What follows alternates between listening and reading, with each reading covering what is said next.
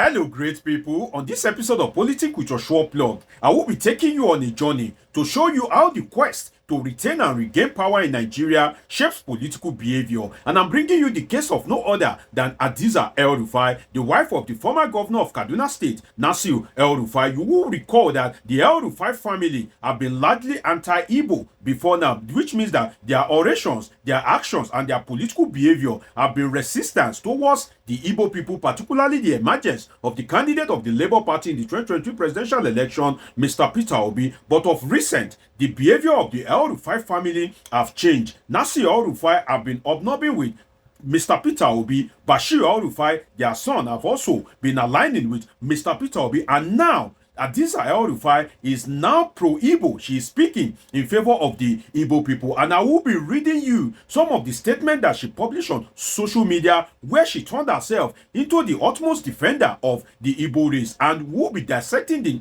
associated issues. What could have prompted Hadiza El-Rufai's behavior, and what can we learn from it in terms of the politics of retaining and regaining power in Nigeria? We'll be doing all this and a whole lot more on this episode of Politics with Joshua Plug, Dr. Omoshola. I have two posts to read for you, two posts of Hadiza Isma El-Rufai to read to you, and I will read one, then I will dissect some of the associated issues, then I will read the second one and dissect other issues. Let me take the first one.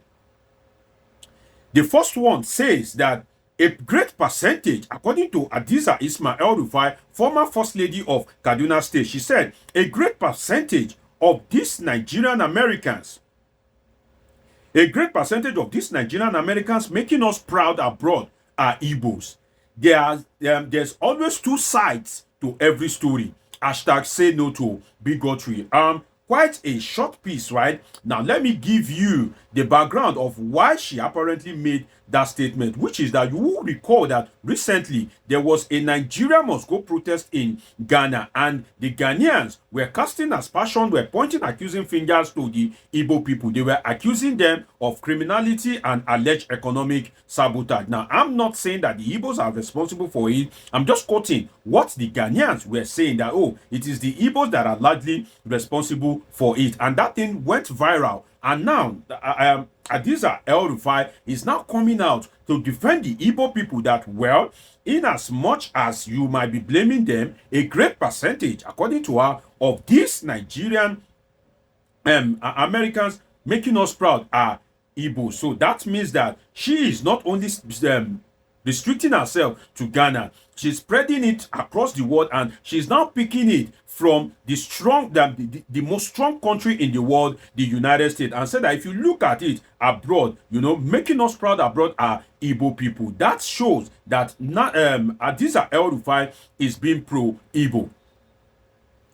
And if you look at it, this is not only the first time, because Bashir El-Rufai have also been pro-Igbo. Bashir El-Rufai stated some time ago that, well, Obi is not a bad person after all, that it was his former party, which is the APC, that convinced him against Mr. Peter Obi. But now he has a change of mind, and if Mr. Peter Obi want to contest, he and his family will consider supporting Mr. Peter Obi. What does this tell us? Before I read the second post of Hadiza El-Rufai that supports the Igbo people, don't forget that this is a family that have been anti-Igbo, because in the 2020 presidential election, the husband, Nasir El-Rufai, came to public television and said that there's no way Peter Obi can win a presidential election. But now there is a kind of like drastic turnaround in their behavior, and I will give you the reason to that. But before I do that, let me tell you that what this signals to me as a political scientist is that the behavior of Hadiza El-Rufai further ratifies the assertion that in politics there's no friend,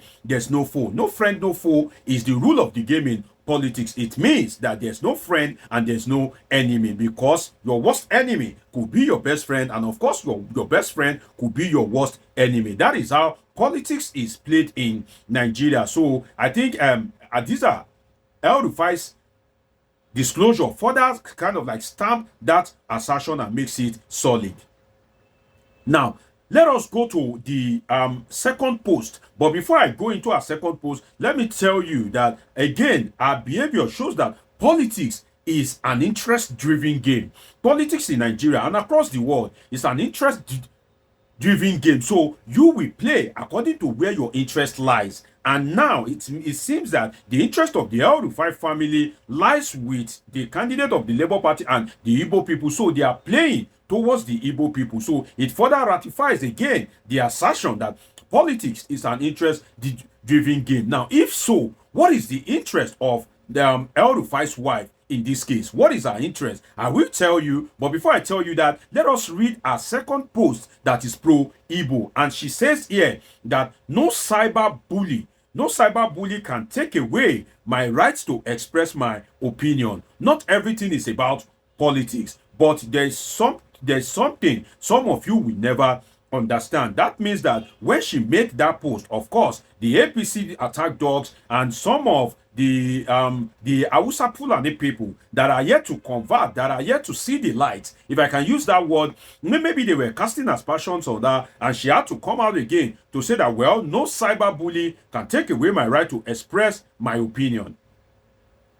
Not everything is about politics, but there's something some of you will never understand. And that is true anyway. Some of them will never understand that the politics to retain and regain power is a very fierce game. Some of them will never understand that politics is an interest-driven game. Some of them will also never understand that politics and democracy in Nigeria is an all-inclusive sport. You need the support of everybody. So some of them truly, as asserted by Adiza El-Rufai, will never understand. But I, as a political scientist, I understand, and that is why I'm making you my sure plug to understand as well. Now let us go to what the interest of El-Rufai's wife could be, because she's apparently not doing this for nothing. Well, apparently she is doing it to favor her husband. Apparently her husband is scheming to emerge as the vice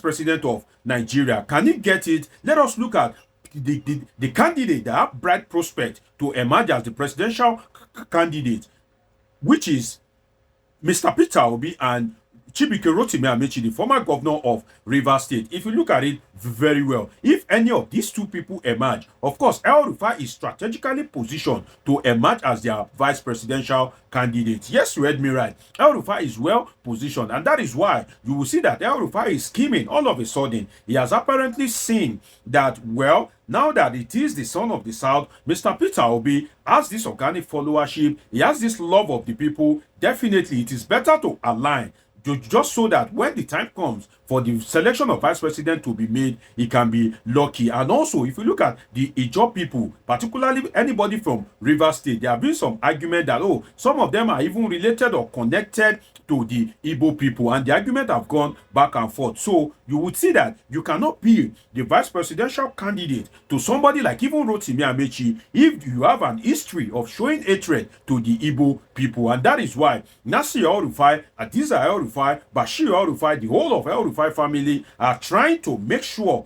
that they kind of like get things right with the Igbo people. That definitely El-Rufai is strategically position. But will it emerge? Will it be the choice of Peter Obi or Chibuike Rotimi Amechi? Well, we would know in the coming months. Now let us look at another thing, which is that I hope won't be shocked if El-Rufai work against Atiku's emergence, in the sense that for Atiku brought El-Rufai into politics.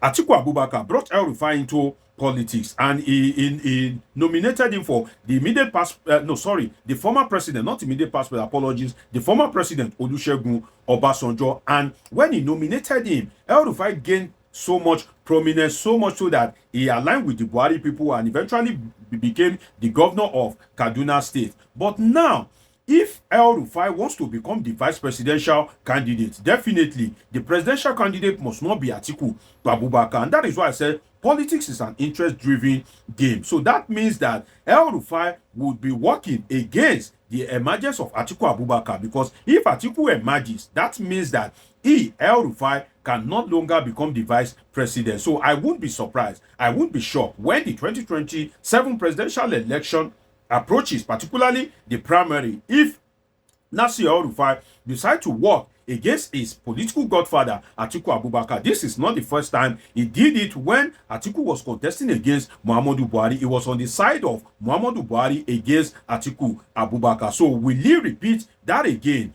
to become the vice presidential candidate? Well, we will know in the coming days. But this is the twist to it. Nasir El-Rufai also needs Atiku Abubakar's blessing to emerge as the vice presidential candidate, in the sense that if Atiku Abubakar decides to step down, that okay, he's not contesting, definitely they will want to give him the honor of selecting the vice presidential candidate, or they may want to seek his approval or blessing. And if that happens, if they want to pick El-Rufai, if Atiku Abubakar says no, that may be the end of his vice presidential ambition. So Nasir El-Rufai also needs Alhaji Atiku Abubakar apparently to emerge as VP. But then can Obi and Amechi trust El-Rufai? Because once beaten twice shy, if it can happen to Atiku Abubakar, then can Rotimi Amechi or Mr. Peter Obi, can they trust Nasir El-Rufai? And what I can say in that regard is that choosing a political nest of kin goes beyond emergency show of affection. So if any of these people, Mr. Peter Obi or Chibuke Rotimi Amechi, if they emerge as the presidential candidate, they should not choose Nasir El-Rufai as their VP just because he knows how to greet, just because he knows how to kneel down, just because the family have been trying to align. Because anybody you choose is definitely your political nest of kin. If you die in office, if you get incapacitated or anything goes wrong with you, that is the person that will inherit you. And that is why when choosing your political nest of kin, you have to be very careful and consider all odds. It's been an interesting time with you. Subscribe, turn on your notification button, catch up with my past video. See you in my next video. I love you all sincerely.